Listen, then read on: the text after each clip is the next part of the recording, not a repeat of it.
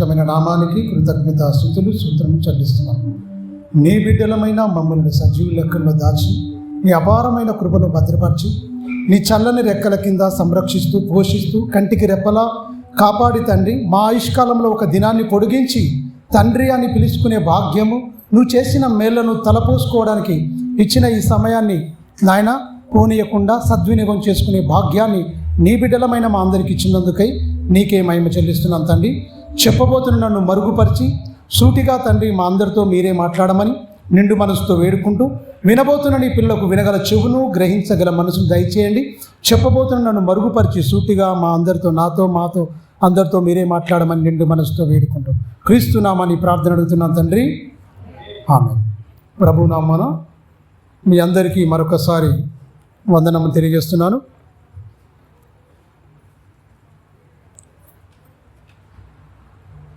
ఈ నేటి దినాలలో సోషల్ మీడియా వచ్చిన కాంచెల్లి క్రీస్తు గురించి జరుగుతున్న హేళనలు, తునీకరణలు భయంకరంగా జరుగుతున్నాయి. సువార్తకి వెళ్ళినా కూడా తిట్టడాలు కానీ కొట్టడాలు కానీ భయంకరమైన నిందలు, అవమానాలు, పేడనీళ్ళు కూడా చల్లుతున్నారు. మీరు గమనించండి, క్రైస్తవ స్త్రీలకైతే బొట్టు కూడా పెడుతున్నారు ఖచ్చితంగా. ఈ రక్షణ మార్గము క్రీస్తు బలియాగం అనేది తెలియని కొంతమంది మూర్ఖులు ఏం చేస్తున్నారంటే, ఇది మతం, ఇది విదేశీ మతం, ఇక్కడ ఉన్నవారు అసలు మత మార్పిడి అనేది రకరకాలుగా చెప్తూ హేళన తూలన చేస్తున్నారు. చాలా అమాయకులను పట్టుకొని వాళ్ళు రకరకాలుగా అంటారు. కానీ బైబిల్ తెలిసిన మంచి పాండిత్యం తెలిసిన వారి దగ్గరికి వస్తే వాళ్ళు ఏంటో తెలిపోద్ది. వాళ్ళు నమ్మిన విశ్వాసమైనా, వాళ్ళు నమ్మిన గ్రంథాలైనా ఏదైనా సరే మాట్లాడుకోవడం మంచి వాతావరణంలో చేసుకుని చాలా బాగుంటుంది. కానీ పవిత్రమైన గ్రంథం మీద, పవిత్రమైన దేవుడి మీద నిందలు, అవమానాలు ఈనాటి నుంచి కాదు ఆనాటి నుంచి ఉన్నాయి. మీరు గమనించండి, ఈ పాపులను అయితే ఏమవుతుందో ఒకసారి చూడండి. యోబు గ్రంథము 24వ అధ్యాయము 19వ వచనం చూడు. యోబు గ్రంథము 24వ అధ్యాయం 19వ వచనం. అనావృష్టి చేతను ఉష్ణము చేతను మంచినీళ్ళు ఎగిసిపోవునట్లు పాతాళము పాపము చేసిన వారిని పట్టుకుంటుంది. మీరు గమనించండి, ఎండలు బాగా వచ్చినాయి అనుకోండి, సముద్రాలు ఉప్పు నీరు మొత్తం వేడెక్కి ఏమైపోతున్నాయి, ఎగసిపోతాయి, మొత్తం మేఘాల్లోకి వెళ్ళిపోతాయి. మీరు గమనించండి, అలాగనే మనుషులు కూడా పాపం చేసిన వాళ్ళు ఏంటట, చనిపోయి వాళ్ళు పాతాళం పట్టేసుకుంటుందట. దాన్ని చెప్పడానికే దేవుడు ఏ ఒక్కరు, ఎందుకంటే మనుషులను తయారు చేసుకుంది ఎలా, తన స్వరూపమందు తన పోలిక చొప్పున మనుషులందరినీ చేసుకున్నాడు తన బిడ్డలుగా. మీరు గమనించండి, ఆ బిడ్డలను పాడు చేయడానికి దుష్టుడు రంగప్రవేశం చేసి ఏదైనా తోట నుంచి వెళ్ళి వాని జైత్రయాత్ర మనుషుల మీద దాడి కొనసాగుతూనే ఉంది. అవునా కాదా? మీరు గమనించండి, చాలా జాగ్రత్తగా మనం ఆలోచిస్తే నీరు అనేది ఎగసిపోతుంది. అనావృష్టి అంటే ఎట్లా ఏమైపోతుంది, ఉష్ణముల చేత, అంటే వేడి వల్ల నీళ్లు ఆవిరిగా మారిపోయి మేఘాల్లోకి వెళ్ళిపోతున్నాయి. ఈ మనుషులు కూడా ఏమైపోతున్నారు, చనిపోయిన తర్వాత ఆత్మలుగా పాతాళంలోకి వెళ్ళిపోతున్నాయి. మీరు గమనించండి, పరిశుద్ధులకు మాత్రమే పరలోకంలో చోటు తప్ప పాపులకు కాదు. మీరు గమనించండి, పార్లమెంట్కి వెళ్ళాలంటే ఏముండాలండి, ఎంపీగా మనము మ్యాండేట్ తీసుకోవాలి, గెలిస్తే తప్ప పార్లమెంట్కి వెళ్తారు. అసెంబ్లీకి వెళ్ళాలంటే ఎమ్మెల్యే, నియోజకవర్గం వాళ్ళు మ్యాండేట్ ఇస్తే ఎమ్మెల్యేగా వెళ్తాడు. మీరు గమనించండి, ఈ భూమి మీద సామాన్యులు వెళ్ళగలరా? వెళ్ళలేరు. భూమి మీదనే ఇన్ని రూల్స్, ఇన్ని రెగ్యులేషన్స్ ఉంటే పరలోకానికి వెళ్ళాలంటే ఎవరు పడితే వాళ్ళు వెళ్తారా? మీరు గమనించండి, పరలోకానికి పరిశుద్ధులకు మాత్రమే చోటు తప్ప పాపులకు చోటు కాదు. పాపులకు ఎక్కడ చోటు? పాతాళంలో చోటు. అక్కడ ఏడుపు పనులు కొరకడం తప్ప ఏముండదు. మీరు గమనించండి, ఆ సత్యము తెలియక మనుషులు చూడండి, చిన్నతనంలోనే భయంకరమైన బానిసలుగా అయిపోతున్నారు, మొత్తం దుర్వ్యసనాలకు గురైపోతున్నారు. ఆ వ్యసనాల నుంచి విడిపించడానికి క్రీస్తు చేసిన బలియాగము, తండ్రి సంకల్పము, క్రీస్తు బలియాగము, పరిశుద్ధాత్మ నడిపింపు జనాలు ఏమైపోయారు, తృణీకరిస్తున్నారు. మీరు గమనించండి, ఏం చెప్పాడు దేవుడు, చెవి మాటలను పరీక్షిస్తుందట. ఎన్ని మాటలు మాట్లాడుతామో మనం. మీరు గమనించండి, అంగిలి ఆహారం రుచి చూసినట్లు చెవి మాటలను పరీక్షిస్తుంది అన్నాడు యోబు గ్రంథం 34లో. మీరు గమనించండి, అంగిలి ఆహారం అంటే నాలుక రుచి చూస్తుంది, అది చేదైనా తీపైన పులుపైన ఒగరైనా ఏం చెప్తుంది? నాలుక రుచి చూస్తుంది. చెవులు ఏం చెప్తున్నాయి? ఈ చెడ్డ మాట, మంచి మాట, కాని మాట, బాధించే మాట, ఆనందపరిచే మాట అనేది ఏం చెప్తుంది? చెవులు. కానీ దేనికి ఇస్తున్నారు? దేవుని మాటలు వింటేందుకు ఇస్తున్నారా? లోక వార్తలు వింటేందుకు ఇస్తున్నారా? మీరు గమనించండి. మనము మందిరాలకు రావడం ఈజీ అండి. మనకి ఇష్టం వచ్చినప్పుడు వస్తాం, ఇష్టం రానప్పుడు ఊరుకుంటాం. కానీ పరలోకం అలా కాదు. అది చాలా, ఎందుకంటే రక్షణ కూడా ఉచితంగానే ఇచ్చిండు, దానికి ఏం కష్టపడలే మనం. కానీ పరలోకం వెళ్ళాలంటే కండిషన్ అప్లై చేసిండు. పరిశుద్ధంగా నువ్వు మారాలి. ఆయన అనుకున్నట్టుగా నువ్వు మారితే తప్ప పరలోకం వెళ్ళలేని పరిస్థితి. ఆదికాండం నుంచి వెళ్ళి ప్రకటన గ్రంథం వరకు 66 పుస్తకాలు తన మనసునే గ్రంథస్థం చేసి లిఖితపూర్వకంగా ఏ యోగ్యత లేని మనకు దేవుడు ఇచ్చాడు అంటే మీరు గమనించండి. రక్షణ పొందుకున్నాం, చక్కన బాగానే ఉంది. కానీ పొందిన మనం ఎంతవరకు జీవిస్తున్నాం? దేవుడు అనుకున్న కోణంలో మన భక్తి ఎలా ఉంటుంది కన్నా, మనం అనుకున్న కోణంలో మనం బ్రతము, ఈ భక్తి సరిపోదలే అనుకుంటాం. దేవుడు అనుకున్న కోణంలోనికి మన భక్తి మార్చుకోవాలి తప్ప మనం అనుకున్న కోణంలో మనం ఆలోచిస్తాం. మీరు గమనించండి. లోకంలో అలా ఉండొచ్చు, కానీ నీ దేవుడు, మనం నమ్మిన దేవుడు పరిశుద్ధుడు. ఆయనకు అనుకున్నట్టుగా మనం మార్చుకోవడానికి ప్రాణం పెట్టి, విలువ పెట్టి, విమోచన క్రయధనముగా మనకేం చేసిండు? వెల చెల్లించాడు. అమూల్యమైన గొర్రెపిల్లవు, నిర్దోషమైనది, నిష్కలంకమైనది. మీరు గమనించండి. అమూల్యమైన రక్తం ద్వారా విడిపిస్తే అర్థమైందా క్రీస్తు బలియాగం? లోకానికి అర్థం కాలేదని చెప్తాను నేను ఖచ్చితంగా. దేవుని నమ్మిన బిడ్డలు కూడా సరైన అవగాహన లేదని చెప్తాను. మీరు గమనించండి. హృదయంలో వాక్యం ఉండాలి, గదిలో మంచి ఏకాంత ప్రార్థన ఉండాలి, సమాజంలో మంచి సాక్ష్యం ఉండాలి. అది లేకపోతే క్రైస్తవ జీవితం వ్యర్థమే కదా. మన దగ్గరకు వచ్చి మన గురించి ఎవరైనా సాక్ష్యం చెప్పారనుకోండి, ఏమని చెప్పాలి? వాళ్ళు దేవుని బిడ్డలండి, వాళ్ళు ఎవరి జోరుకి వెళ్ళరండి, చాలా బాగుంటారని చెప్పాలి. మనుషులందరూ మీరు గమనించండి. నోవాహు జలప్రళయం ఎందుకు వచ్చింది? ఎందుకు వచ్చిందండి? పరశరీరానుసరులు అయిపోయారు, భయంకరంగా అయిపోయింది.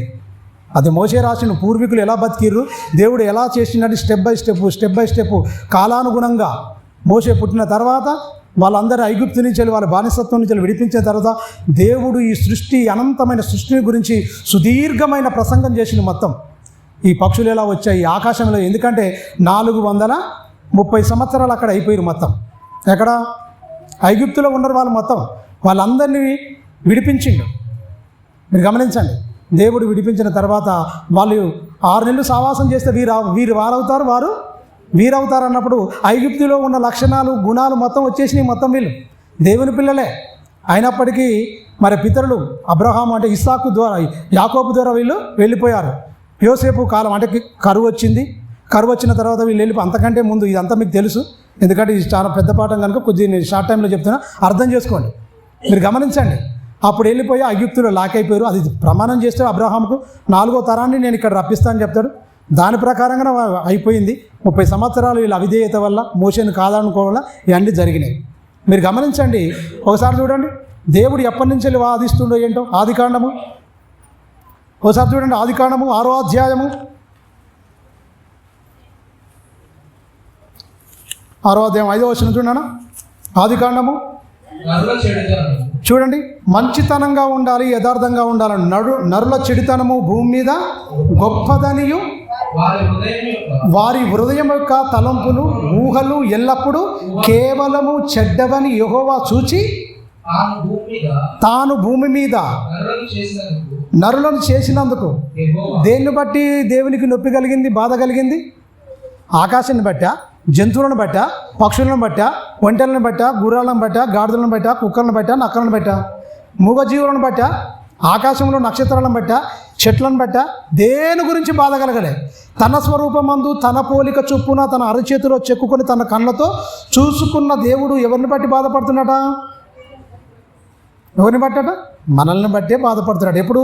ప్రారంభ దినాల్లోనే తండ్రికి కన్నీటి బాధ, వేదన మిగిలించిన మానవ జాతి అని చెప్పొచ్చు, నరజాతి. ప్రియమైన దేవుని పిల్లరా, మీరు గమనించండి. కింది వచ్చిన నాన్న అక్రమ విషయంలో నరమాత్రులై ఉన్నారు. అప్పుడు యెహోవా నేను సృజించిన నరులతో కూడా జంతువులను, పురుగులను, ఆకాశ పక్షాదులను భూమి మీద నుండకుండా తుడిచివేయుదును.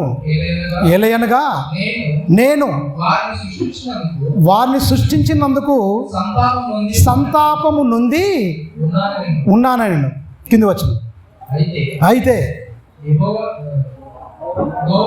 నోవాహు చూడండి ఒక్కడే ఉన్నాడు. అప్పుడున్న కాలంలో నోవాహు దినములలో ఒకే ఒక్కడు ఉండండి. ఒక కుటుంబం ఉన్నదండి. అందరు పోయి మొత్తం తింటున్నారు, తాగుతున్నారు, పెళ్లి చేసుకుంటున్నారు, పెళ్లికి ఇచ్చుకుంటున్నారు. మొత్తం వీళ్ళేం చేశారు? ఒక్క మాట విన్నాడు అంతే. విశ్వాసానికి ఆధారమే లేదు. అందుకే నీతికి వారసుడైండు నోవాహు గారు. మీరు గమనించిన ఒక మాట విన్నాడండి. అంతకుముందు జలప్రాణం రాదు, అంతకుముందు వర్షం రాలేదు, అంతకుముందు ఏం మునిగిపోలే. కానీ ఈయన కాలంలో ఒక మాట నమ్మి మీరు గమనించండి, ఆ తరములో నోవాహు మాత్రమే యెహోవా దృష్టికి ఏమైపోయాడు?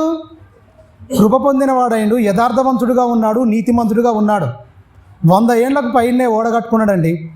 మీరు గమనించండి ఎంత నిరీక్షణ, ఎంత భక్తి. లోకమంతా ఒకవైపు చెడిపోయింది. ఒకే ఒక్కడుగా తన 3 కుమారులు, 3 కోడళ్ళు, తన భార్య, 8 మంది ఎంత జాగ్రత్తగా బతికారండి. మొత్తం లోకమంతా చెడిపోయింది, పాపంతో నిండిపోయింది. మొత్తం అపహాస్యము, ఏలన. మీరు గమనించండి. ఇన్ని అయినా కూడా ఆయన నిరీక్షణ చూడండి, ఆయన భక్తి చూడండి. ఆయనకి ఏ పుస్తకం లేదు తెలుసా? నోవాహు గారికి ఒక్క పుస్తకం కూడా లేదు. అయినా కూడా అంత భక్తిగా ఉన్నాడు. ఎందుకు మనకు రాయించి పెట్టాడు? యుగాంతమందున్న మనకు పోయి దుష్టాంతములుగా ఏమైండు? మనకు బుద్ధి కలటకు ఆయన్ని గ్రంథంలో రాయించాడు. అంటే మనం ఎంత జాగ్రత్తగా బతకాలి? 66 పుస్తకాలు వచ్చినా కూడా బ్రతకలేని మనం ఎక్కడ? ఏ పుస్తకము లేకున్నా కూడా బ్రతికిన వాళ్ళెక్కడ? అలాంటి వారికి పరలోకం ఇస్తాడు తప్ప, మీరు గమనించండి, ఏదో వచ్చామా పోయామా వెళ్తున్నామా అంటే కుదరదండి. చాలా జాగ్రత్తగా మనం బ్రతికితే తప్ప. సంఘానికి వస్తున్నాం, ఓకే, సంఘానికి వచ్చిన మనము పరలోకం చేరుకుంటేనే మనం ధన్యులమైపోతాం. అప్పుడు దేవుడు సంతోషపడతాడు. దేవుడు అనుకునే కోణములో మనం బ్రతకాలి, నీతిగా, యథార్థంగా. మీరు గమనించండి, ఆయనకు నొప్పి పుట్టించింది, ఆయనకు వేదన కలిగించింది మనిషే. మీరు గమనించండి, ఇర్మియా గ్రంథం, నేను చాటుగా ఏడ్చేదను వీళ్ళ గర్వమును బట్టి, నేను చాటుగా ఏడ్చేదను, నా కన్ను బహుగా ఒలపోయిచున్నది అంటాడు. అంటే దేవునికి ఏడుపు, బాధ మిగిలించింది ఎవరు? మనుషులేనండి, మనుషులే. మీరు గమనించండి ప్రియమైన దేవుని పిల్లరా. చూడండి ఒకసారి లేవియకాండము 1వ అధ్యాయం 4వ వచనం. దేవుడు స్టెప్ బై స్టెప్ చెప్పుకుంటూ వస్తున్నాడు. ఫస్ట్ ఏం చేసిండు? ధర్మశాస్త్రం ఇచ్చిండు. ధర్మశాస్త్రం ఇచ్చిన తర్వాత వాళ్ళు ఆజ్ఞలు ఏమైనా పాటించరా? ఒకసారి నిర్గమకాండం చూద్దాం. ఒకసారి నిర్గమకాండం చూసుకున్న తర్వాత ఫస్ట్ వాళ్ళకి ఆజ్ఞలు ఇచ్చిండు. 20వ అధ్యాయము 3వ వచనం నుంచి చూడండి. ఆజ్ఞలు ఇస్తున్నాడు. 4 తన గురించి చెప్పుకుంటూ 6 మన గురించి చెప్పిండు. మీరు గమనించండి, 4 మాత్రం తన గురించి చెప్పుకుంటూ 6 మాత్రం మన గురించి చెప్పిండు. ఈ 6 చేయనుల వల్ల నుండో మరి ఉంటే ధన్యులు. మీరు గమనించండి, చదువుదాం. నేను తప్ప వేరొక దేవుడు నీకు ఉండకూడదు. పైన ఆకాశం అందే కానీ, కింద భూమి అందే కానీ, భూమి కింద నీల అందే కానీ, ఉండు దేని రూపమునైనను విగ్రహమునైనను నీవు చేసుకోకూడదు. వాటికి సాగిలపడకూడదు, వాటిని పూజింపకూడదు. దేవుడు ఎంత క్లియర్గా చెప్తున్నాడని మీరు గమనించండి. ఎవరికన్నా చెప్పిండి ఈ మాటలు? లోకంలో అప్పటికే ఐగుప్తీయులు చాలామంది ఉన్నారు, దేవతలు ఉన్నారు, దేవీ దేవతలు చాలామంది ఉన్నాయి. అప్పటికే కానానీయులు ఉన్నారు. మీరు గమనించండి, ఇవీలు ఉన్నారు, హిత్తీయులు ఉన్నారు, ఒబిసీయులు ఉన్నారు, చాలామంది ఉన్నారుగా. వాళ్ళు కూడా ఎంతోమంది దేవతలను రాలేడు, ఎంతోమంది దేవతలను పెట్టుకున్నారు. ఈ మాటలు ఎక్కడ నేను చెప్పిరా? ఏ దేవుడు మనుషుల చేత రూపింపబడిన వాడు ఈ మాట చెప్పడు. మీరు గమనించండి, అవి ఉంటేగా చెప్తాందుకు. మనిషి తన సొంత జ్ఞానంతో సునీతిని స్థాపించుకొని తన హృదయంలో పుట్టిన ఆలోచనలకు ఏం చేశాడు? ఒకదాన్ని రాసి లిఖితపూర్వకంగా ఈ దేవుని మాటలు అన్నాడు. కానీ ఇది అలాంటివి కాదు. సాక్షాత్తు దేవుడే పరిశుద్ధాత్మను ప్రేరేపణించి భక్తులను 40 మందిని ప్రేరేపించి తన ఆత్మ ద్వారా ముద్రించింది. మొత్తం ఈ మాటలన్నిటినీ రాయించింది. అందుకనే మన బతుకు పుస్తకం కూడా చెప్పొచ్చు. 12వ వచనం చూడన్నా, 13వ వచనం చదువుకుందాం. నరహత్య చేయకూడదు, వ్యభిచరింపకూడదు, దొంగిలింపకూడదు, నీ పొరుగువాని అబద్ధ సాక్ష్యములు పలకకూడదు, నీ పొరుగువాని ఇల్లును ఆశింపకూడదు, నీ పొరుగువాని భార్యనైనను దాసునైనను అతని దాసి అయినను అతని ఎద్దునైనను అతని గాడిదనైనను నీ పొరుగువాని దగు దేనినైనను ఆశింపకూడదు. నీ దాంట్లో నువ్వే తృప్తిగా ఉండు కానీ పక్కంది నీకు వద్దని చెప్పేసి. మీరు గమనించండి, అప్పటి వరకు ఈ మాటలు ఎవరు చెప్పలే భూమి మీద, అప్పటి వరకు ఈ మాటలు చెప్పలే. అందరు చెప్పినట్టు దేవుడు చెప్పినట్టు ఈయన ప్రత్యేకత ఏముంటుంది? మనుషులు కావలసింది ఉన్నతంగా మీ మధ్య ఇలాంటిది జరగకూడదని. వ్యభిచారం అనేది భయంకరమైన పాపం కదండి. మీరు గమనించండి, హెచ్ఐవి అనేది వచ్చింది 1885లో కనుగొన్నారు. అమెరికా దేశంలో 1885లోకి వచ్చేసింది హెచ్ఐవి.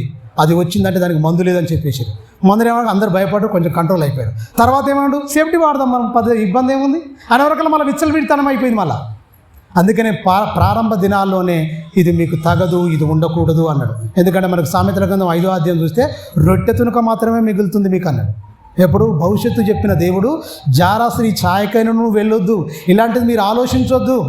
ప్రారంభ దినాల్లోనే ఇక్కడేమంటుండు, వ్యభిచరింపకూడదు, నరహత్య చెయ్యకూడదు. మీరు గమనించండి, అప్పుడు చంపితే పాపం, ఇప్పుడు నువ్వు వ్యర్థుడా అంటేనే నరహంతకుడు. ఏ నరహంతకుని యందు నిత్య జీవం ఉండదని బైబిల్ చెప్తుంది. కానీ మనం నోటికి వచ్చినట్టు ఏదో మాట్లాడుతున్నాం. ఖచ్చితంగా ప్రతి దానికి లెక్కప్ప చెప్పాలి. తల వెంట్రుకలు లెక్కించుకున్నాడు దేవుడు, నీ నోటి మాటలు కూడా లెక్కించుకున్నాడు. మీరు గమనించండి, మనం ఏది పడితే అది మాట్లాడినామనుకో ప్రతి దానికి లెక్క ఉంటుంది అట దేవుని దగ్గర. మీరు గమనించండి, మత్తయి సువార్త 12వ అధ్యాయము 36-37 వచనం ఉంటుంది. నీ నోట నుండి ప్రతి పలికే మాట, వ్యర్థమైన ప్రతి మాటకు నువ్వు లెక్కప్ప చెప్పాలంటాడు. మీరు గమనించండి, ఈ మాటలన్నిటి వృధాగా మనం టైంపాస్ చేస్తూ ఈ మాటలు ఆ మాటలు చెప్పుకొని ఏంటి ఈ మాటల ఈ లోక వార్తల్లో ఏమైపోతుంది? ఆత్మీయ జీవితం అనగారిపోతుంది. లోకం మనలోనికి వస్తుంది. మొత్తం మన లోకస్తులుగా మారిపోతాం. మొత్తం ఇశ్రాయేలును ప్రత్యేకపరచుకొని ఉన్నతంగా దేవుడు వాళ్ళని నిలబెట్టుకుంటే ఏం చేశారు? మొత్తం దేవునికి బాధే. ఉన్నతమైన నీతిగల ధర్మశాస్త్రాన్ని, నీతిగల ఆజ్ఞలను దేవుడిస్తే వీళ్ళు ఏం చేశారు? దేవునికి బాధనే పిలిపించారు, బాధనే మిగిలించారు. ఈ ఆజ్ఞలు పాటించాలని దేవుడు ఏం చేశాడు? బలులను ప్రవేశపెట్టాడు. కోడెను కానీ, ఎద్దును కానీ, పక్షులను కానీ వారి సామర్థ్యం కొలది. మీరు గమనించండి, మీరు అవి మానుకోలేదు కాబట్టి వీటిని మాన్పించడానికి, తప్పులను పాపాలను చేయకుండా మాన్పించడానికి ఏం చేశాడు? బలిని అనేది ప్రవేశపెట్టాడు. బలిని ప్రవేశపెడితే వాళ్ళు ఏంటి? ఇశ్రాయేలు జనాంగం ఏంటి? గొర్రెలను కానీ మేకలను కానీ చక్కగా ప్రేమగా వాళ్ళు పెంచుకునేదన్నమాట. ప్రేమగా పెంచుకున్న గొర్రె పిల్లను కానీ, ప్రేమగా పెంచుకున్న ఒక కోడెదూడను కానీ, ప్రేమగా పెంచుకున్న మేకను కానీ లేక దూడ, ఇవన్నిటిని ఏదైనా సరే మరి వీటిని చంపేస్తున్నట్టు నాకు బదులుగా నాకు స్థానంలో ఏమైపోతుంది? ఒకటి బలైపోతుంది. కనుక ఇక నేను పాపం అనుకోలే. ఏమనుకోండు, అమ్మ నాకు లైసెన్స్ వచ్చిందిగా, నేను ఈ పాపం చేస్తా వచ్చి బలి నర్పిస్తా అనేది స్టార్ట్ చేసిరు. దాన్ని చూడండి ఒకసారి ఏమంటుండు? లేవ్యాకాండం 1వ అధ్యాయం 4వ వచనంలో ఉంటుంది ఒక మాట, మంచి మాట. అది మన పాపాలు మొత్తం ఒక పశువు మీదకో, ఒక మేకపిల్ల మీదకో, ఒక గొర్రెపిల్ల మీదకో, పోటీల మీదకో, ఒక కోడదూడ మీదకో వెళ్ళిపోతున్నాయి. చూడండి ఒకసారి. అయినా కూడా వీళ్ళ కఠిన హృదయం కరగలేదండి. లేవ్యాకాండం 1వ అధ్యాయం 4వ వచనం, అతడు దహన బలిగా అర్పించు పశువు తల మీద తన చెయ్యి ఉంచవలని. నీ నుంచి మొత్తం దానికి మీదకి వెళ్ళిపోతుంది. మొత్తం ఏ దాని మీద? నీ గురించి ఒక అమాయకమైన పశువు అది ఏ పాపం చేసిందండి? గొర్రెలు కానీ ఏమైనా ఐట్లలో ఏమైనా పాపం చేస్తాయా? ఏమైనా పాపం చేసినా? లేదు. మనం ఈ పాపాన్ని మాన్పించడానికి దేవుడు బలిని ప్రవేశపెడితే వీళ్ళు బలులు అర్పించుకుంటూ వచ్చారు తప్ప ఎప్పుడు పాపం అనేది మానుకోలే. ఆజ్ఞలు ఇచ్చిండు, పాటించలే. బలులు ఇచ్చిండు, అయినా పాపాన్ని మానుకోలే. పెరిగిపోతూ ఉన్నాయి పాపాలు. మీరు గమనించండి, పెరిగిపోతూ ఉన్నాయి. నరికేస్తురండి తలలు. మీరు గమనించండి, ఎక్కడ మీరు గుళ్ళకాడ చూసారా? 5 కిలోలు 6 కిలోలు ఉంటుంది కత్తి. ఒకే ఏటుతో ఏమైపోద్ది? తల మొండం వేరైపోద్ది. ఈ ఎడ్లను కూడా అంటే ఊర్లలో వేరే పండుగ చేస్తారు. ఆ పండుగ చేసినప్పుడు పెద్ద కత్తి ఉంటుంది, ఒక 15 కేజీల కత్తి ఉంటుంది. వదిలిపెడతారు మొత్తం. ఏంటి? దున్నపోతులను వదిలిపెడతారు ఊరికి. వీటిని బలియాలంటే మెడింతలా ఉంటుంది. బలమైన వాడే ఆ కత్తితో కొడితే బలైపోవాలి. మీరు గమనించండి, ఇదంతా ఈ లోకంలో ఇవన్నీ చేసేటి ఎక్కడి నుంచి వచ్చినాయి? ఇవన్నీ అంత కాపిస్తే కదా. ప్రతిదీ జరుగుతున్న లోకంలో తంతంతా బైబిల్ నుంచి వెళ్ళి కాపీ కొట్టింది మొత్తం. మీరు గమనించండి, ఇవన్నీ చేస్తున్నారు, పేరు మాత్రం వేరే పెట్టుకున్నారు మొత్తం. ప్రియమైన దేవుని పిల్లరా, అందుకనే చూడండి, నీకు బదులుగా చనిపోతున్న వాటిని దేవుడు ఏమంటాడు ఒకసారి యెషయా గ్రంథం చూడాలా.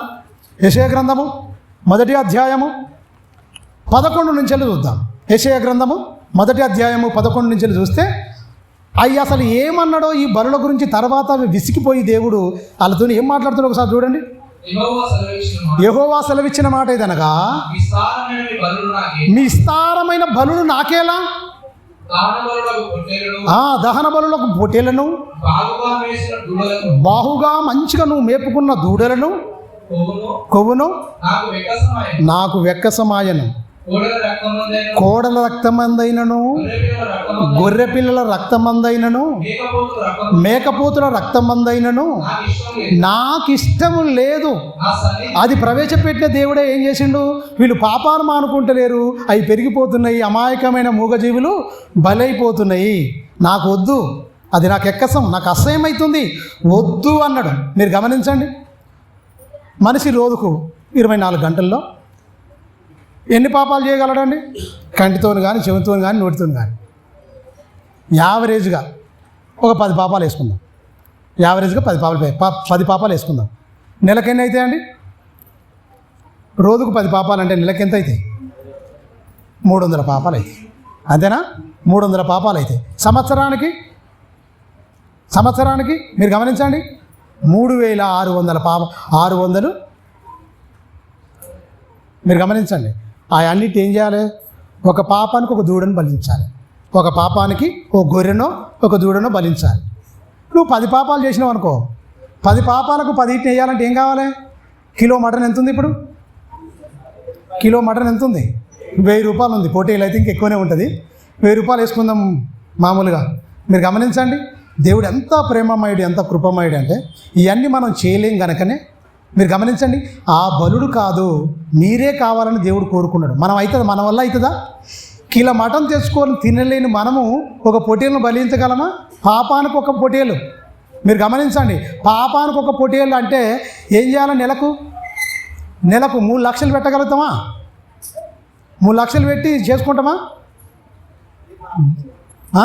మీరు గమనించండి, అవన్నిటి మాన్పించడానికి ఒక లారీలో ఎన్ని పడతాయండి? సుమారు తక్కువ కిందో 50 మీదో 50 2 చేస్తే మధ్యలో చేస్తే 100 అవుతాయి. అవునా? ఒక దాంట్లో ఒక లారీలో 100 గొర్రెలు పడితే మీరు గమనించండి, 1000 గొర్రెలకు ఎన్ని లారీలు పడుతున్నాయి? 10 లారీలు వేసుకుంటే ఇలా అయితే ఎన్ని లారీలు అవుతాయి? 3000. అవి చూడండి, మన బతుకు ఏమన్నా చేయగలమా? మనం ఏమైనా చెల్లించగలమా? ఈ రీతిగా మనం చాలా జాగ్రత్తగా బైబిల్ను మనం ఆలోచిస్తూ చదువుకుంటూ మనం ముందుకెళ్తే ప్రియమైన దేవుని పిల్లరా, దేవుడు చేసిన శాశ్వతమైన బలి ఉన్నది ఒకటి, అదే క్రీస్తు బలియాగం. మనకు అర్థమవుతలేదు, ఏదో నేరుగా వచ్చేసాం, నీళ్ళలో మునిగాము, వచ్చేసాం, అయిపోయింది, ప్రార్థన చేసుకున్నాం, అయిపోయింది అనుకుంటే కాదు. ఆయన మనల్ని రక్షించడానికి ఆ కలువరి శిలువలో ఎంత నరక వేదన అనుభవించాడో ఆ వేదన మనకు అర్థమైతే బాగుంటుంది.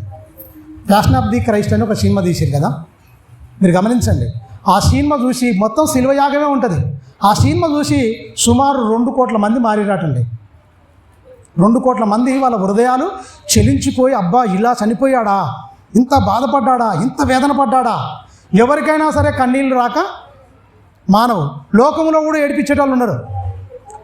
ఒక సినిమా అప్పుడు నేను చిన్నగానే ఉన్నా, మాతృదేవో భవ అని తీసారు. మాతృదేవో భవ ఖర్చుపులు ఇచ్చారు అనమాట. ఏడోకున్న వాళ్ళకు ఇంత ప్రైజ్ ఇస్తామని. ఆ సినిమా చూస్తే ఏడిపే, ఇక ఆనందంగా నవ్వుకుంటూ ఉండేది ఏముండదు. అంటే ఫ్యామిలీగా సెంటిమెంట్గా ఆ భర్త చనిపోవడం, పిల్లలు, ఇవన్నీ రకరకాలుగా ఉంటుంది.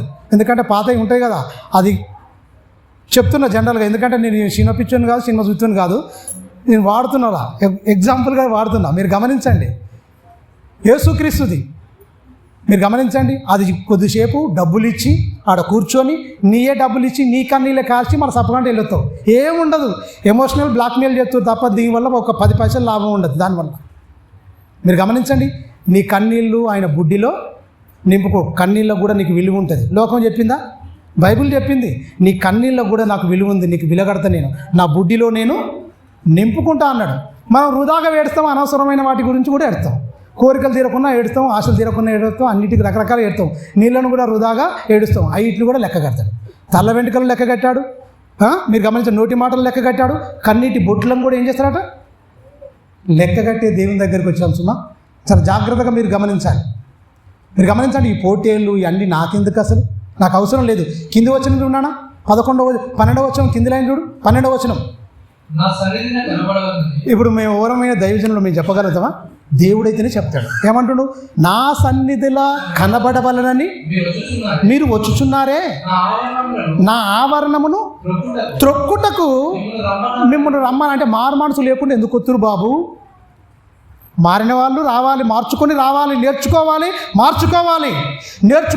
మార్చుకోకుండా ఉట్టిగా వచ్చి పరిశుద్ధులుగా మీరు ఇలా ఎందుకు వస్తున్నారు అంటున్నాడు. నా ఆవరణం తొక్కుటకు మిమ్మల్ని రమ్మన్నవాడు దైవసేవకు. నేను చెప్తలేనమ్మా, బైబిల్ చెప్తుంది. మీరు గమనించండి, నేనెంతటోని మీరు గమనించండి, నేను మానవునే కదా. దేవుడు ఏమంటుండు? ఇశ్రాయేలు జనాంగాలందరినీ ఉద్దేశించి చెప్తున్నాడు, నాయన మీరు రమ్మన్నవాడు బలులు ఇస్తున్నారు, అయినా పాపం మానతలేరు, మీ మాటలు మానతలేదు, మీ చూపులు మారతలేవు, మీ బ్రతికే మారనప్పుడు మీరు ఎందుకు ఇలా అవుతున్నాయి? కింది వచ్చిన ఇంకా చదువుతున్నాను,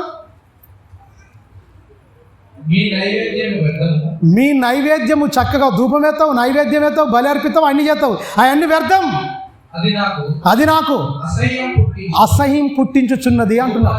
ధూపార్పణము ఇక నాకు ఇంకా తేకండి, తెమ్మని చెప్పి మిమ్మల్ని మార్చాలనుకుంటే అవి తెత్తురు కానీ పాపం చేస్తారు, అందువల్ల అవి తేకండి అని చెప్తున్నా.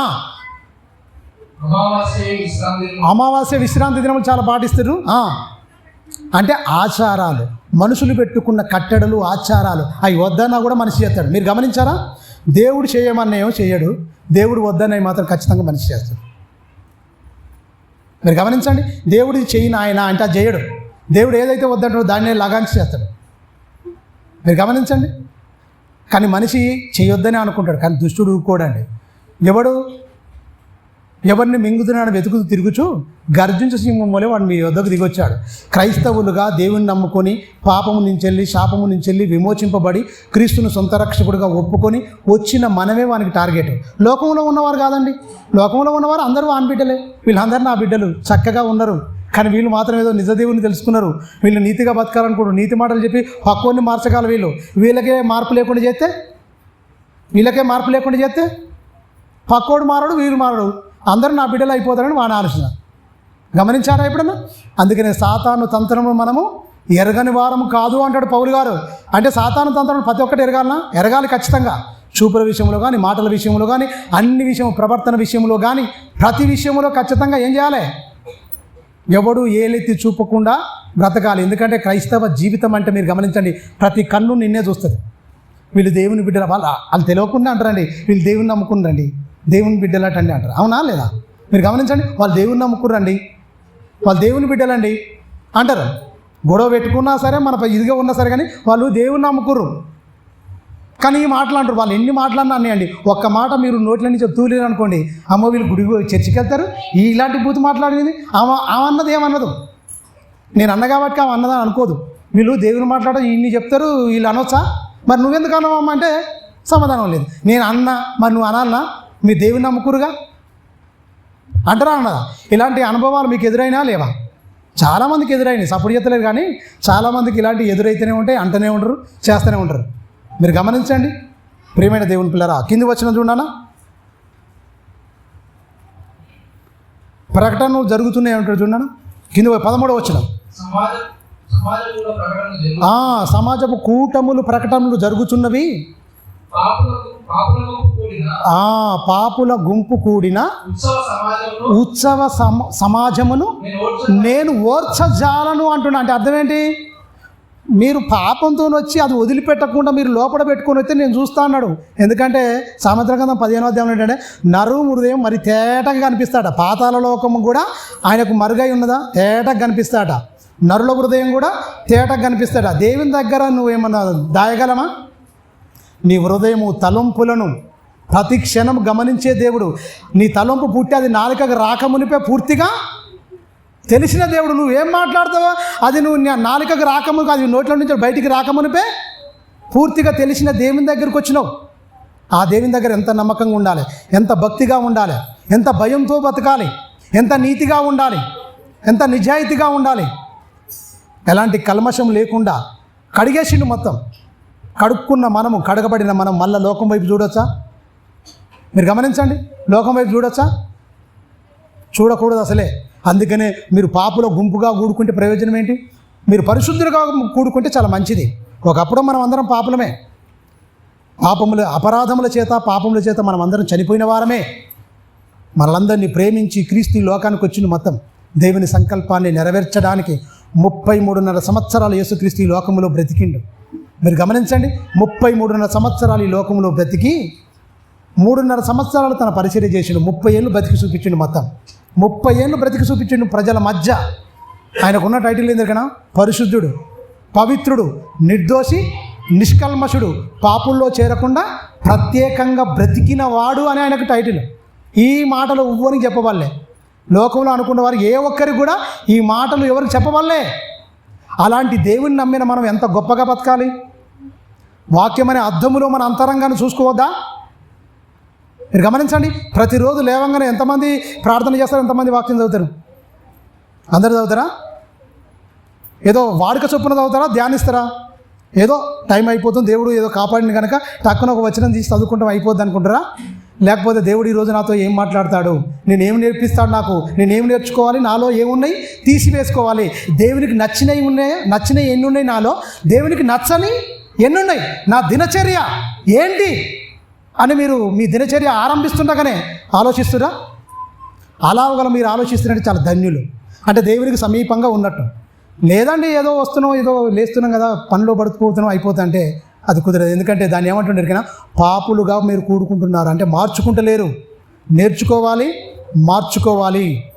దేవుని మాటలు ఎంత మంచి మాటలు చెప్పింది ఎరికేనా? మీ హృదయం ఒకల బండ అయిపోయింది అనుకో, బండలు బద్దలు కొట్టే సుత్తె వంటిది కాదా? నా మాటలు అగ్ని వంటివి కాదా? ఏంటి నా మాటలు? ఈ మాటలకు మీరు వినరా? ఇవన్నీ ఎందుకు రాయించాడు? ఆయన గురించి బ్రతకాలని. లోకం ఎంత ఉంటుందండి, కొద్ది రోజులే కదా ఈ సుఖభోగాలు ఇవన్నిటినీ. మీరు గమనించండి, వ్యభిచారం అనేది ఎంత భయంకరమైన ప్రమాదమైంది. అందుకే అది వ్యభిచరింపొద్దు అంటే భార్య భర్తకు నమ్మకంగా లేకుండా పోతుంది, భర్త భార్యకు నమ్మకంగా లేకుండా పోతుంది. ఒకరికొకరు ద్రోహం చేసుకునే వాళ్ళుగా మిగిలిపోతున్నారు. సమాజంలో చూడండి, మొన్ననే ఒక అమ్మాయిని చంపేశాడు. ప్రేమించాని తిరిగి తిరిగి తిరిగి ఏం చేసిండు? మొన్ననే ఒక అమ్మాయిని చంపేసిండు. అది ఘోరంగా. క్రూరులు. మీరు గమనించండి, లోకం బాగలేదు. పాపం మొత్తం పెసరిల్లిపోయింది. మొత్తం దుష్టుడు మొత్తం లోకాన్ని మొత్తం ఆవగించిండు. మొత్తం దుష్టుడు మొత్తం లోకమంతయు దుష్టుని యందు పడి ఉంది. వాని కబంధాస్తాలలో చిక్కించుకుండు. మొత్తం బిగ్గరగా బిగించేసిండు. మొత్తం వాని కౌగిట్లో. వాని నుంచి విడిపించాలంటే ఏమైపోవాలి? పరిశుద్ధత, నీతి, యథార్థత. ఆ బాధ్యత మన మీదనే ఉంది. మనకే డౌట్ మన రక్షణ మీద, మనమే పరలోకం వెళ్తామో లేదో అని మనమే సందిగ్ధంలో ఉంటే, అనుమానంగా ఉంటే పక్కని ఎలా కాపాడుతాం? మీరు గమనించండి, పక్కవారిని మన మాటల ద్వారా, మన క్రియల ద్వారా, మన బ్రతుకు ద్వారా అనేకులను ఆకర్షించేటట్టుగా ఉండాలి. ఎందుకంటే మనం అందరం ఏంటి? వెలుగు సంబంధులం. మనం ఈ లోకానికి వెలుగై ఉన్నాము, ఈ లోకానికి ఉప్పై ఉన్నాము. అలాంటి పోలికలు చెప్పినప్పుడు మీరు గమనించండి, ఏమాత్రం చీకటి ఉండొచ్చునా? మత్సరం ఉంది, కుళ్ళుంది, కుతంత్రం ఉంది, అన్నీ ఉన్నాయి అనుకోండి, మనలో ఖచ్చితంగా చీకట్లో ఉన్నట్టే. మీరు గమనించండి.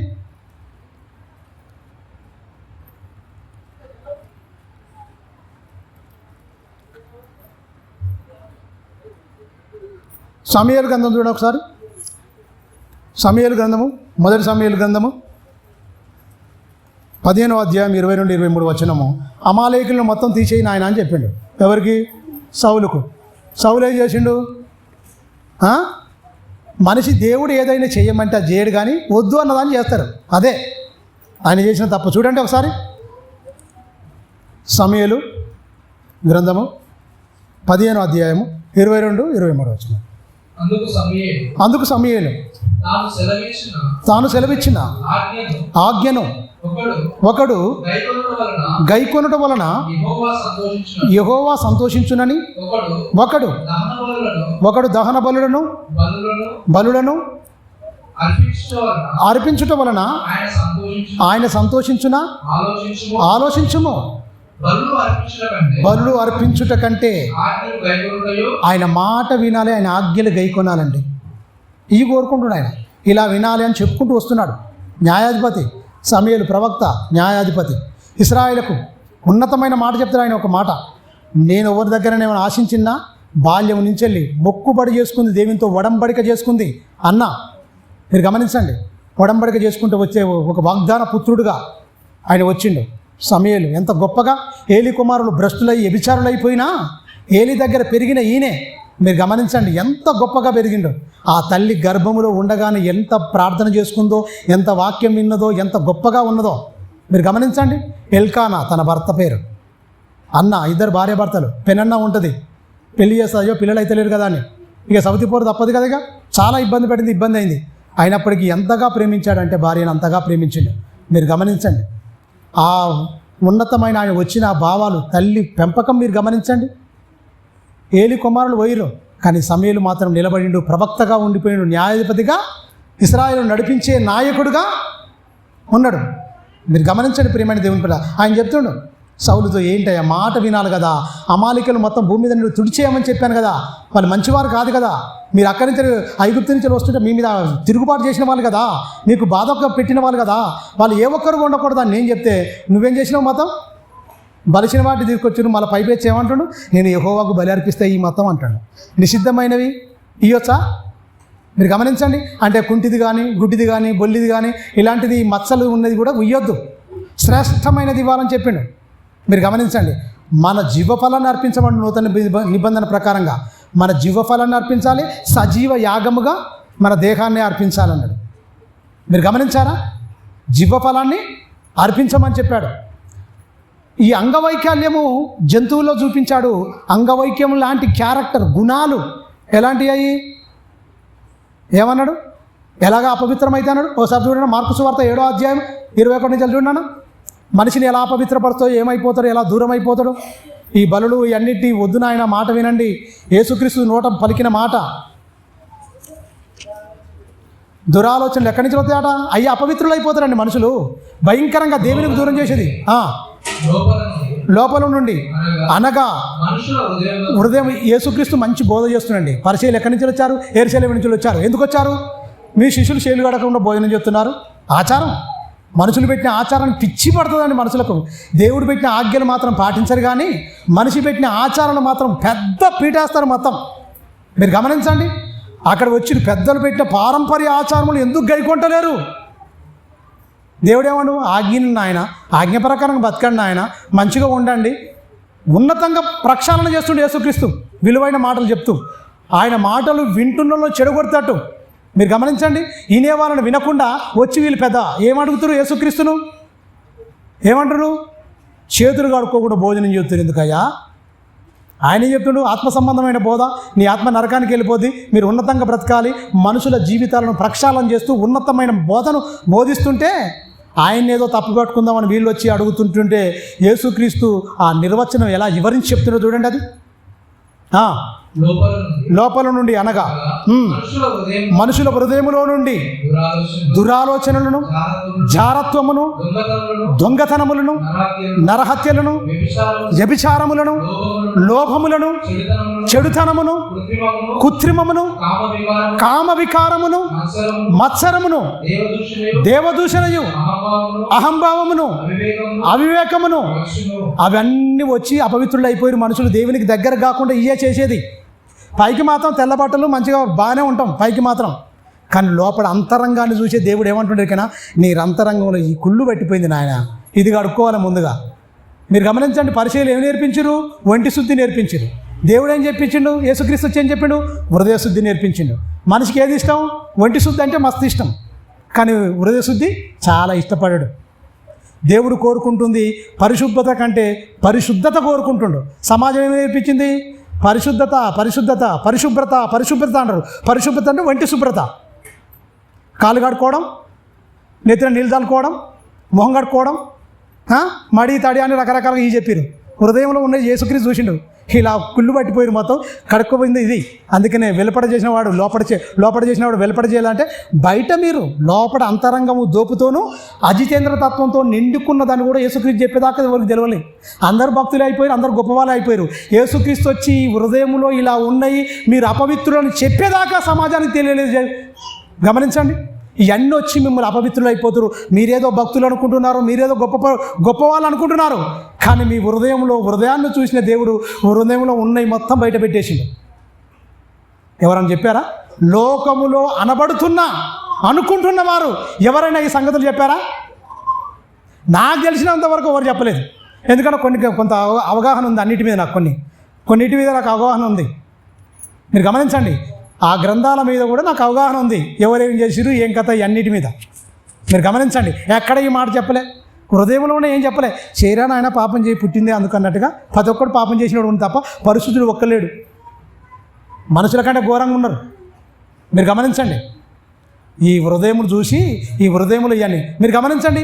ఇవి ఎవరికైనా ఉన్నాయా? మనుషులకు ఖచ్చితంగా ఈ లేకుండా ఉండాలి. ఆయన దగ్గరికి వచ్చిన వాళ్ళు ఈ లేకుండా కడుక్కోవాలి. రాత్రి ఎవరు భక్తిపరులు గారు, నేర్చుకోవాలి, మార్చుకోవాలి. ఖచ్చితంగా ఒక్కొక్కటి తీసేసుకోవాలి. దేవునికి ఆయాసకరంగా నీ హృదయంలో ఏదుందో ఒక్కొక్కటి నువ్వు తొలగించుకోవాలి. భక్తుడుగా నువ్వు మారాలి. దేవుడు మెచ్చేటట్టుగా, దేవుడు నచ్చేటట్టుగా, దేవునికి సమీపంగా ఉండాలి. మీరు గమనించండి, ఈ హృదయంలో ఇవన్నీ ఉన్నాయి. ఈ లేని వాళ్ళు ఎవరు ఉంటే చేయలేపండి. ఈ నాకు లేవండి, నేను పర్ఫెక్ట్ అన్న వాళ్ళు చేయలేపండి. ఈ నాకు లేవు, నేను చదివిన ఇవి 15 దాకుంటాయి, ఈ లేకుండా నేను మంచిగా పర్ఫెక్ట్గా ఉన్నా అన్నవాళ్ళు చేయొద్దండి జరా. ఈ లేని వాళ్ళు ఒక్కటైనా, ఒకటో రెండో ఆరో ఖచ్చితంగా ఉంటాయి ఖచ్చితంగా. మరి ఎలా వెళ్తామండి పరలోకం? దీనికోసం అండి అన్ని తీసేయడానికి ఆయన బలియాగం, క్రీస్తు రక్తంతో రూపుదిద్దిన రక్షణ మార్గం. మీరు గమనించండి ప్రియమైన దేవుని పిల్లరా. వండర్ఫుల్. ఒక మంచి పాట వింటారు, మీకు వణుకు పుట్టాలి అసలు ఆ పాట వింటేనే. పాతాళం అంటే ఏంటి, ఆ కేకలేంటి, ఆ బాధ ఏంటి, అసలు అమ్మో ఏంటి ఇలా అయిపోతామా? దృశ్యరూపంగా చూస్తే మనకు బాగా అర్థమైపోద్ది కదా. అందుకనే మీకు పిక్చర్గా దృశ్యరూపంగా బాగుంటుంది. అసలు ఊహాజనితమైన పిక్చరే అది మన మనసులో అత్తుకొని ఉంటుంది. అమ్మో ఇట్లా భయపడని ఉంటారని దాన్ని ప్లే చేయాలనుకున్నాం ఆ మెసేజ్ అయిపోయినాక. ప్రియమైన దేవుని పిల్లలు, మీకు ఒక్కసారి మీరు ఆలోచించండి. ఇలాంటి మొత్తం మనిషిని దూరం చేసినవి, భయంకరంగా అయిపోయిన వాడిని దేవుడు చెంతకు చేర్చుకోవాలని దేవుడు ఏం చేస్తుంది చూడండి. ఒకసారి కింది వచనం చూద్దాం. మీకా గ్రంథం చూడండి. దేవుడు ఒక మంచి మాట కోరుకుంటుండు. ఇలా ఉండొద్దు నాయన, దేవుడు ఒక మంచి మాట అడుగుతుంది చూడండి. 6:6 మీకా 6:6 చూడండి. ఒక మంచి మాట కోరుకుంటున్నాడు దేవుడు. కోరుకుంటుంది ఇది, మనుషులు మాత్రం ఇష్టపడతారు. 6వ అధ్యాయం మీకా గ్రంథం 6వ వచనం మీరు గమనించండి. వేలాది నదులంతా విస్తారమైన తైలం ఇచ్చిన చాలునా అంటారు, కానీ ఏమి ఇయ్యరు. మాటల వరకే, పెదవులతోనే నా యొద్దకు వస్తురు, ఉట్టి మాటలతోనే. దానివల్ల ప్రయోజనం ఏంటి? మీరు గమనించండి. 1,000 సూత్రాలు పోవా, 1,00,000 సూత్రాలు ఎందుకు? ఒట్టి మాటలతోనే ఆయనకెందుకు? పని చేసేవారు కావాలి, బ్రతికేవారు కావాలి, ఇచ్చేవారు కావాలి, ప్రోత్సహించేవారు కావాలి. క్రీస్తు రాజ్య సువార్తకు ఉన్నతంగా తన ధనాన్ని, తన జీవితాలను హెచ్చించేవారు కావాలి. మీరు గమనించండి. అది ఒక మంచి మాట అంటూ చూడండి. ఏమి తీసుకొని వచ్చి నేను యెహోవాను దర్శించదను. ఏమి తీసుకొని వచ్చి మహోన్నతుడైన దేవుని సన్నిధిని నామస్మరణము నమస్కారం చేసేదను. దహన బలులను, ఏడాది దూతలను అర్పింతునా, ఏడాది పొట్టేళ్లను, వేలాది నదులంతా విస్తారమైన తైలమును ఆయన సంతోషము కలగజేయునా. నా అతిక్రమములకై నా జ్యేష్ఠ పుత్రుణ్ణి నేనిత్తునా. నా పాపానికి పరిహారమునకై నా గర్భఫలము నేను ఇత్తునా అంటాడు. ఏమి ఇయ్యాడు? మీరు గమనించి అన్ని ఇత్తమే, మాటలతోనే, ఇచ్చేది ఏముండదు. ఇత్తునా ఆయన తీసుకోడు. ఇత్తునా ఇది మాటలతోనే, వట్టి మాటలు చెప్తానికి చాలా ఉంటాయి కదా. మీరు ఇత్తునా అంటుండే కానీ ఏమి ఇయ్యాడు. మీరు గమనించండి. ఇస్తామంటారు అంతే. పాటల్లో గొప్పగా పాడతామండి, గొప్పగా పాడతాం. మీకు ఒక విషయం తెలుసా? 31:19 చదవండి. పాట పాడాలన్నా కూడా భయం అయిపోద్ది. ద్విషోపదేశ కాండంలో ఆ పాటే నీకు సాక్షార్థంగా, అది నీకు కంటకంగా ఉండిపోద్ది మొత్తం. ఆ పాట, ఈ పాటల్లో అర్థాన్ని తెలుసుకొని కూడా పాడాలి ఖచ్చితంగా. మీరు గమనించండి. కింది వచనం చూడాలి త్వరగా. 7వ వచనం. మనుషుడా ఏది ఉత్తమమో అది నీకు తెలియచేయబడి ఉన్నది. న్యాయముగా నడుచుకొనుటయు, కనికరమును ప్రేమించుటయు, దీన మనసు కలిగి నీ దేవుని ఎదుట ప్రవర్తించుటయు ఇంతే కదా యెహోవా నిన్ను అడుగుచున్నాడు. బలులు తెమ్మనడా? వద్దు, ఇశ్రాయేలుకి ఇచ్చిండు, నీకు అవసరం లేదు. ఇది చేయగలిగిందా చేయలేందా? మనం అందరం చేయగలిగిందా చేయలేందా అని చెప్పండి. అందరం చేయగలిగిందా చేయలేందా చెప్పాలి.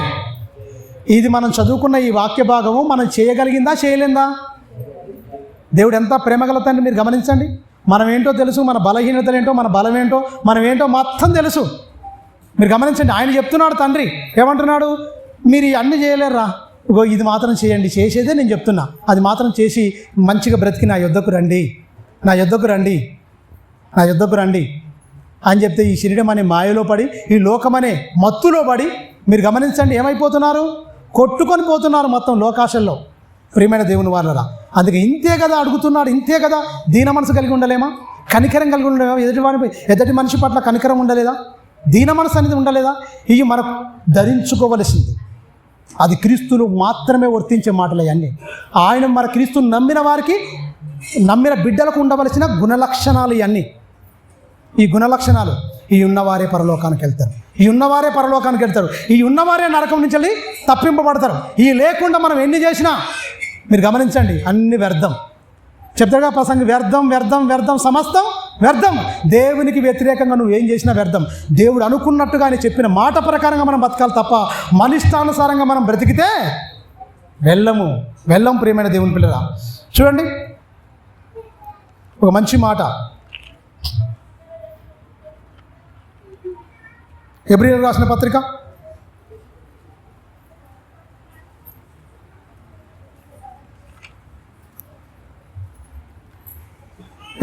పత్రిక 10వ అధ్యాయము 19-20 వచనాలు. త్వరగా 10వ అధ్యాయము 19-20 వచనాలు కలిసి ఉంటాయి.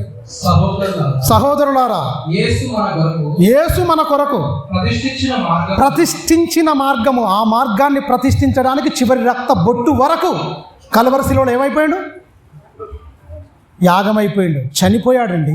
భయంకరంగా కొరడా దెబ్బలు, శరీరం మొత్తం చీల్చబడింది. మొత్తం యెరూషలేము పురవీధుల్లో నడుస్తుంటే మెలిపెట్టిన కొరడాలతో కొడుతుంటే మాంసపు ముద్దలుగా రక్తం మొత్తం చిందింపబడింది మొత్తం యెరూషలేము పురవీధుల్లో. మీరు గమనించి ఎందుకోసం, ఎవరి కోసం ఆయన ప్రాణత్యాగం, ఎందుకోసం ఈ లోకానికి వచ్చి, ఎందుకోసం అంత బలియాగం జరిగింది?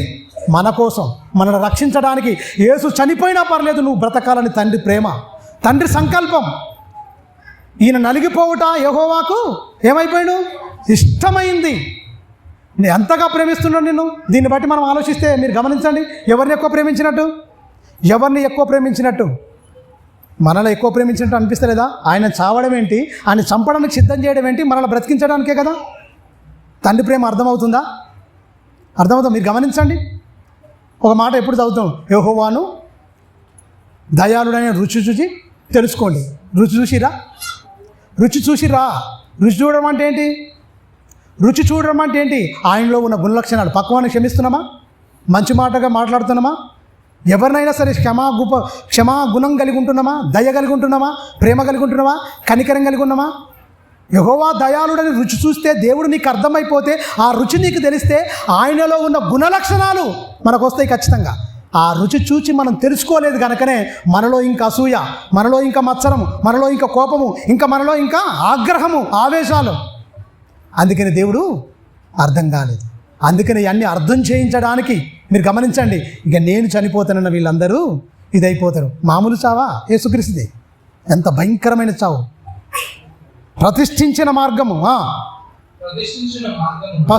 మార్గమున అనగా నూతనమైనది జీవము గలదియు ఆయన శరీరమును తెర ద్వారా ఏర్పరచబడినదియు మార్గమున ఆయన రక్తం వలన పరిశుద్ధ స్థలమందు ప్రవేశించుటకు మనకు ధైర్యం కలిగి ఉన్నది గనుకను దేవుని ఇంటి పైన మనకు గొప్ప యాజకుడు, అది యేసుక్రీస్తు. ఈ లోక సంబంధమే అంటే ముందు ఉన్న యాజకులు ఎలాంటి వాళ్ళు? అతని పాపాలకు విషము జనుల పాపం కోసం ఏం చేసిండు? సంవత్సరానికి ఒకసారి వెళ్ళేది పరిశుద్ధమైన స్థలములోనికి. వాళ్ళు ఏంటి కదా, ఏమాత్రం తేడా వచ్చినా అక్కడనే చచ్చిపోతారు. తాడు కట్టి గుంజుకోవాలి వెనకకిగా. వాళ్ళు అపవిత్రులు ఏ ఒక్కరు పోయినా కూడా అక్కడనే అయిపోయినట్టే. పరిశుద్ధమైన స్థలము ఏడాదికి ఒకసారి వెళ్ళాలి. మీరు గమనించండి, అతని జనుల పాపముల అంటే పాపకృత్యముల కోసము బలి అర్పించాలి, తన పాపం గురించి కూడా బలి చెల్లించాలి, రక్తాన్ని తీసుకొని వెళ్ళాలి పరిశుద్ధమైన స్థలంలోనికి. ఏమాత్రం తేడా వచ్చినా ఈయన అక్కడనే అయిపోతాడు. మీరు గమనించండి ఇంత. ఎందుకంటే పాత నిబంధన మొత్తం నిజస్వరూపం, అంటే అది మొత్తం ఛాయ రూపం. కొత్త నిబంధన నిజస్వరూపం క్రీస్తులో ఉన్నది. మీరు గమనించండి, దీంట్లో పరిపూర్ణంగా చెప్పబడింది. మొత్తం ఏది? కొత్త నిబంధనలో. నూతన నిబంధనలో 27 పుస్తకాల్లో పరిపూర్ణంగా మొత్తం ఈ 39 పుస్తకాలకు ఈ 27 పుస్తకాలు పరిపూర్ణత. మీరు గమనించండి. అందుకనే ఇక్కడ చెప్తున్నాడు, నేరుగా మనం చేరడానికి ఇక మనకి ఏది లేదండి, వెళ్ళిపోవాలి. భాష సంబంధంగా ఎందుకు చూపించాడు అక్కడ? ఆ మందసంలోకి వెళ్ళిపోయిన తర్వాత, ఆ గుడారంలోకి వెళ్ళిపోయిన తర్వాత, అతి పరిశుద్ధమైన స్థలంలోకి వెళ్ళిపోయిన తర్వాత ఏమాత్రం తేడా వస్తే చచ్చిపోతారు. ఇప్పుడు మరి ఇక్కడ ఈ గుడారం కాదు, భూమి మీద ఇక్కడిది కానే కాదు, డైరెక్ట్ నేరుగా పరలోకం వెళ్ళాలి. ఎంత పరిశుద్ధంగా ఉండాలో మీరు ఆలోచించండి, మీరు గమనించండి. ఇదే అధ్యాయంలో ఒక చూడండి. ఒకసారి మనం యోహాను సువార్తకి వెళ్దాం. యోహాను సువార్త 2వ అధ్యాయము 2వ వచనం. త్వరగా యోహాను సువార్త 2వ అధ్యాయం. యేసు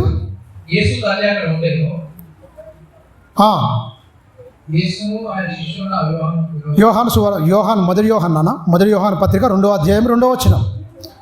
జనాలందరికీ ఎలా మొత్తం శాంతి కాముకుడుగా మార్చేసిండు, మొత్తం శాంతిని అందించడో చూద్దాం. ఆయనే మన పాపములకు శాంతికరమునై ఉన్నాడు. మన పాపములకు మాత్రమే కాదు, సర్వలోకమునకు శాంతికరమై ఉన్నాడు. మనలో శాంతి ఉండాలి తప్ప రెచ్చగొట్టేటట్టుగా మనం ఉండొద్దు. మీరు గమనించండి, ఇతరులు రెచ్చగొట్టేటట్టుగా మనం ఉండొద్దు. ఎవరిని కాపాడాలని, ఏ బలహీనత కోసం యేసుక్రీస్తు శిలువ యాగం జరిగిందో, శిలువ యాగం మనం నమ్మి మనం వచ్చామో, ఇతరులను ఏం చేయాలి? రక్షించేవారుగా ఉండాలి తప్ప మనము పోగొట్టుకునేటట్టుగా ఏమాత్రం ఉండడానికి వీల్లేదు ప్రియమైన దేవుని ద్వారా. ఇంకా చూడండి 7వ అధ్యాయం మొదటి వచనం. మొదటి అధ్యాయంలో 7వ వచనం చూడండి. ప్రతి పాపం గడుగుతుందట ఆయనతో నుండి అన్యోన్య సావాసం కలిగి ఉంటే. చూడండి, అయితే ఆయన వెలుగులో ఉన్న ప్రకారం మనమును వెలుగులో ఉన్న నడిచిన ఎడల మనము అన్యోన్య సావాసం గలవారమై ఉందుము. అప్పుడు ఆయన కుమారుడైన యేసు రక్తము ప్రతి పాపము నుండి మన పవిత్రులుగా చేయను. మీరు గమనించండి, ప్రతి పాపము నుండి ఆయన వెలుగులో ఉన్న ప్రకారం నువ్వు ఉంటే అప్పుడు ఆయన రక్తం నీకు అప్లై అవుతుంది. గమనించారా? ఆయన వెలుగులో ఉన్న ప్రకారం మనం వెలుగు సంబంధులుగా మారితే తప్ప అప్పుడు ప్రతి పాపము నుంచి వెళ్ళి నీకు ఏమొస్తుంది? విడుదల వస్తుంది. మీరు గమనించండి. లేకపోతే ఆయన మనం చీకట్లో ఉండి నేను రక్షణ పొందామని అనుకున్నాం అనుకోండి, నువ్వు రక్షణ ఉండదు, అది రక్షణ అబద్ధం. మీరు గమనించండి, అంతేనా? ఆయన వెలుగులో ఉన్న ప్రకారంగా మనం కూడా వెలుగులో ఉండాలి, అన్యోన్య సావాసం గలవారమై ఉండాలి. ఎవరితో? క్రీస్తుతో మనం సావాసం గలవారమై ఉండాలి. ప్రతి పాపం అప్పుడు ఏమైపోతుంది? కడిగేస్తుంది మొత్తం, లేకపోతే పాపులుగానే ఉంటాం. మీరు గమనించండి. ఒక వచనం చూసి ముగిస్తా. హెబ్రీయులకు రాసిన పత్రిక 10వ అధ్యాయం 26. త్వరగా 10వ అధ్యాయం 26 వచనం. మనం ఏం చెప్తున్నాం చూడండి, ఏం చెప్తుండో. మనం సత్యమును గూర్చి అనుభవ జ్ఞానం పొందిన తర్వాత బుద్ధిపూర్వకంగా తప్పు చేస్తే పాపం చేసిన ఎడల పాపం ఇక బలి ఉండదని చెప్తుండే. ఒకటే మాట ఏంటి? బుద్ధిపూర్వకంగా తెలిసి నువ్వు పాపం చేస్తే ఏమంటాడు? ఇక బలి ఉండదు, యేసు రక్తం నీకు అప్లై కాదు. మీరు గమనించండి. బుద్ధిపూర్వకంగా అంటే అన్నీ తెలుసు కదా నీకు. నరకం అంటే నీకు తెలుసా? ఖచ్చితంగా. పరలోకం అంటే ఎలా ఉంటే అన్ని విషయాలు విన్న తర్వాత బుద్ధిపూర్వకంగా కావాలని నువ్వు తప్పు చేస్తే ఏమైపోద్ది? ఇక బలి ఉండదు, అయిపోదు, అప్లై కాదు. క్రీస్తు బలియాగం నీకు కాదు. ఇక నువ్వేమైపోతావు? నరకానికే వెళ్ళిపోతావు. మీరు గమనించనా? కింది వచ్చినాను ఇంకా త్వరగా న్యాయము తీర్పునకు భయముతో ఎదురు చూచుటయు విరోధులను దహించబోవు తీక్షణమైన అగ్ని ఇక ఉండును. ఎవడైనను మోషే ధర్మశాస్త్రమును నిరాకరించిన ఎడల ఇద్దరు ముగ్గురు సాక్షుల మాట ఆ మాట మీద కనికరింపకుండా వాని చంపుదురు. ఇట్లుండగా పాత నిబంధన ప్రకారం ఏంటి? చంపాలి. ఇవన్నీ ఉన్నాయి. ప్రియమైన దేవుని ప్రియ, మీరు గమనించండి. దేవుడు చెప్తున్నాడు, ఖచ్చితంగా ఒకవేళ బుద్ధిపూర్వకంగా నువ్వు తప్పు చేస్తే ఇక బలి ఉండదు అంటున్నారు. ఎంతమంది మరి బుద్ధిపూర్వకంగా తప్పు చేస్తున్నారు? దేవుని గురించి తెలిసిన వాళ్ళు బుద్ధిపూర్వకంగా అన్ని మరిచి చేస్తున్నారు. మీరు గమనించండి. నేను మళ్ళీ చెప్తున్నాను, మందిరానికి ఇక్కడ రావడానికి ఎలాంటి కండిషన్స్ అనేది ఏం లేదు. పరలోకానికి వెళ్ళాలంటే ఖచ్చితంగా అన్ని కండిషన్లు అనేది మనం ఫాలో కావాలి. ఖచ్చితంగా ఇక్కడ మనకి ఇష్టం ఉంటే వస్తాం, ఇష్టం లేకపోతే రాం. అడిగితే ఎవరు అడిగితే ఏంటి నాకు పని ఉందని చెప్తావు. కానీ అక్కడ అట్లా కాదు. ఖచ్చితంగా అక్కడికి ప్రవేశించాలంటే ఇక్కడ నేను సెట్ చేయబడాలి. మొత్తం పరిశుద్ధుడిగా ఉండాలి, నిర్దోషిగా ఉండాలి. ఆయన అనుకున్నట్టుగా నువ్వు మారితే నీతి, యథార్థత, భక్తి ఇవన్నీ నీలో ఏమైపోవాలి? వంట పట్టించుకున్న వాడే పరలోకానికి వెళ్తాడు. ప్రియమైన దేవుని పిల్లల, ఇంకా చాలా ఉన్నాయి. ఇక సరేలే, మంచిది. ప్రార్థన చేసుకుందాం. పరిశుద్ధుడా, మహోన్నతుడా, గొప్ప తండ్రి, కొన్ని విషయాలు మీ పిల్లలకు చెప్పుకున్నాను తండ్రి. చెప్పబడిన ప్రతి మాట తండ్రి వాళ్ళని ప్రేమించే చెప్పాను తండ్రి, బాధించాలని కాదు. ఏ విషయాల్లో వాళ్ళు తప్పిపోతున్నారో సరి చేసుకోవాలి, నీకు దగ్గరగా ఉండాలి, పరలోకం చేరాలి, ఏ ఒక్కరూ నరకానికి జారిపోకూడదని నీ బిడ్డలను ప్రేమించే చెప్పాము తండ్రి. నీ మాటల నుంచి వెళ్ళి ఎత్తిపట్టి నాయన చెప్పాము. ఏ ఒక్కరూ వాళ్ళ హృదయాన్ని కఠినపరచుకోకుండా తండ్రి, నీ మాటలకు వాళ్ళ హృదయాలు కరిగిపోయి తండ్రి, నీ పాదాల చెంత ప్రతి దినము నేర్చుకుంటూ, మార్చుకుంటూ, ఒక్కొక్కటి తొలగించుకుంటూ తండ్రి, లోకానికి దూరంగా పరలోకానికి దగ్గరగా బ్రతికే భాగ్యాన్ని ప్రతి బిడ్డకు దయచేయమని, ప్రతి కుటుంబంలో నెమ్మది, శాంతి, ఉన్నతంగా ఏక హృదయము, ఏక తాత్పర్యం కలిగి తండ్రి మీరు అనుగ్రహించే ఆ మహాలోకాన్ని పొందుకునే అర్హత భూమి మీదనే సాధించాలి అని తండ్రి వాళ్ళ మనోనేత్రం వెలిగించి నాయన బిడ్డలందరినీ తండ్రి ఉన్నతంగా నాయన నీ మాటలను వాళ్ళ హృదయంలో ముద్రించి నీకు మహిమకరంగా నీ బిడ్డలను మార్చుకోమని నిండు మనసుతో వేడుకుంటూ ఈ ప్రార్థన నీ ప్రియకుమారుడు మాకు రక్షకుడైన క్రీస్తు వారి అతి శ్రేష్టమైన, పుణ్యమైన, పవిత్రమైన నామములో అడిగి వేడుకుంటాను తండ్రి. ఆమేన్. అందరికీ ప్రభునామమున వందనాలు. క్రీస్తులో శుభాలు.